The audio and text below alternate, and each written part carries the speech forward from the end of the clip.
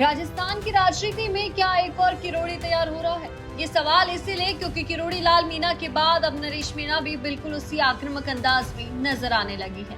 जी हाँ, दरअसल ताजा मामला छाबड़ा का है, जहां खाद की किल्लत से परेशान हजारों किसानों को साथ लेकर नरेश मीणा सीधे एसडीएम दफ्तर जा पहुंचे। दफ्तर के बाहर का माहौल ऐसा था कि देखकर लगे जैसे किरोड़ी लाल मीणा के आंदोलन के दिन वापस लौट आए हों। किसानों के हक के लिए नरेश मीणा ने एसडीएम के सामने दो टूक बात रखी और तुरंत समाधान की मांग भी की। इस तीखे तेवर को देखते हुए गलियारों में चर्चा तेज हो गई कि क्या नरेश मीणा भी अब जो है किरोड़ी लाल मीणा की विरासत संभाल लेंगे।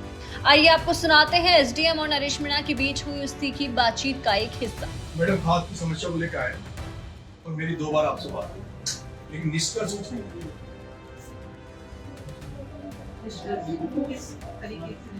हम चाहते हैं लोगों को खाद मिले, वाजिब रेट पे मिले, बिना अटैचमेंट के खाद।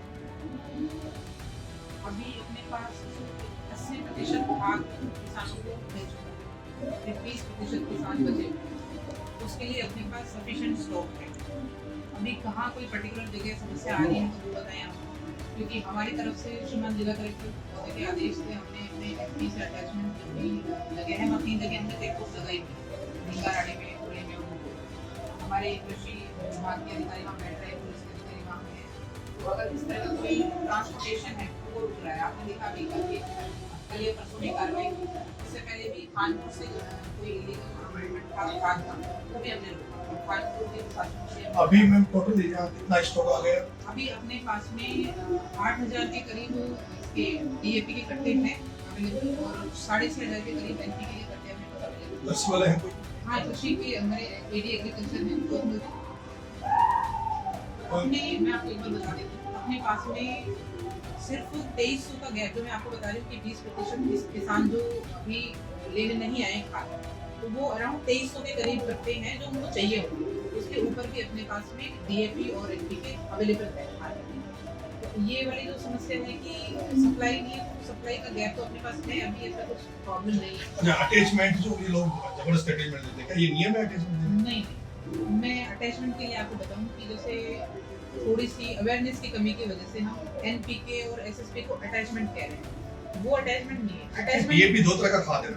हाँ, एक डीएपी जो पहले जो चल रहा है, इस बार एनपीके उसकी कीमत क्या है? 1350। लोगों को एक भी किसान को अब तक का जो खाद मिला 1350 में एक भी किसान को नहीं मिला। 1800, 2000, 2200 वो मैं आपको बता एनपीके की क्या रेट है? 2 रेट। अच्छा, कोई एनपीके नहीं लेना चाहे तो डीएपी और जो पहले जो था उसी को लेना चाहिए तो? हाँ, अभी अपने पास अवेलेबल है डीएपी। इस तरह के आप जो बता रहे हैं कि एनपीके नहीं लेना। इसके बाद एसडीएम से सहमति बनने पर नरेश मीणा ने अपने समर्थकों से क्या बातचीत की, आइए सुनते हैं। तो बोने की तैयारी कर रहे हैं, बारिश का इंतजार है। छपड़ा में विशेष रूप से मक्का की खेती होती है और जहाँ मक्का और धान की खेती होती है वहाँ डीएपी खाद की सख्त जरूरत किसानों को रहती है। लेकिन यहाँ बहुत सारी शिकायतें किसानों की आ रही है कि खाद मिल नहीं रहा और जो डीएपी 1350 का कट्टा है उसको 2000-2200 में दे रहे हैं। जबरदस्ती एनपीके का खाद पकड़ा रहे हैं, जबरदस्ती अटैचमेंट दे रहे हैं, किसानों को मजबूर कर रहे हैं कि खाद के साथ साथ मक्का की थैली लो या बाकी यूरिया अटैचमेंट लो। आज हमने इन सारी किसान खाद की समस्या को लेकर, किल्लत को लेकर एसडीएम कार्यालय छपड़ा में मेरा आज एसडीएम मैडम से मिलने का था, लेकिन बड़ी संख्या में जिस तरह से किसान समस्या को देखते हुए किसान आज यहाँ इकट्ठे हुए हैं, हमने एसडीएम मैडम को वार्तालाप की है। एसडीएम मैडम ने संतोषजनक हमें जवाब दिया है, किसानों को सबको अवगत कराया है कि डीएपी की रेट 1350 है। कोई भी डीलर अटैचमेंट के लिए किसानों को मजबूर नहीं कर सकते और हमारे पास पर्याप्त खाद उपलब्ध है। हमने सब किसान भाइयों को कहा है कि कल से खाद लेने जाएं, किसी तरह का एक्स्ट्रा पैसा नहीं दें और किसी तरह से अटैचमेंट के नाम पर कोई दूसरा प्रोडक्ट ना दें। सर, नगर पालिका प्रशासन द्वारा गरीबों के जो अतिक्रमण के नाम पे उनके घर खड़ियाँ तोड़ी गई, वो देखिए, मैंने पहले भी कहा, यहाँ पर जब गरीबों के ठेले हटाए गए, गरीबों की जमीनों पे भूमाफिया यहाँ कब्जा कर रहे हैं, तब यहाँ पर जो बीजेपी और कांग्रेस से जो चुनाव लड़े, बीजेपी जो चुनाव जीते और जो कांग्रेस से जो चुनाव हारे, वो उस समय उनके मुंह में दही जम जाता, वो एक शब्द नहीं बोलते, क्योंकि कब्जा करने वाले ज्यादातर लोग वो है जो प्रताप सिंह जी सिंघवी साहब के इर्द गिर्द वो नजर आते हैं।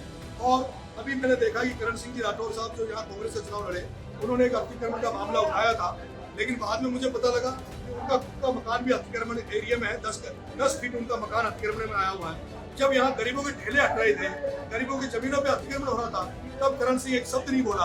और जब उसका मकान टूटने का नंबर आया, तब वो कैमरे लेके और धरना प्रदर्शन की धमकी देने लगा, कहने लगा कि बीजेपी के नेताओं का अतिक्रमण है। मेरा ये मानना, बीजेपी वाले तो अतिक्रमण करते ही करते हैं, लेकिन करण सिंह के राज में खूब अतिक्रमण हुए।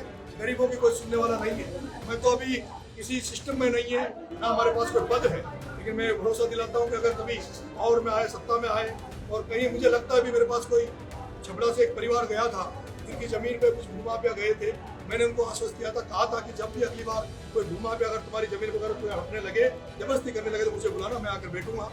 अगर मेरे पास कोई इस तरह का कोई गरीब आदमी जिसकी जमीन को हटने का जबरदस्ती प्रयास करता, तो मैं पहले भी यहाँ आया था, पहले मदद की, आगे भी मदद करेंगे। लेकिन ये जो कांग्रेस बीजेपी का जो अतिक्रमण के नाम पर जो खेल खेल रहे हैं, सब सारे लोग अतिक्रमण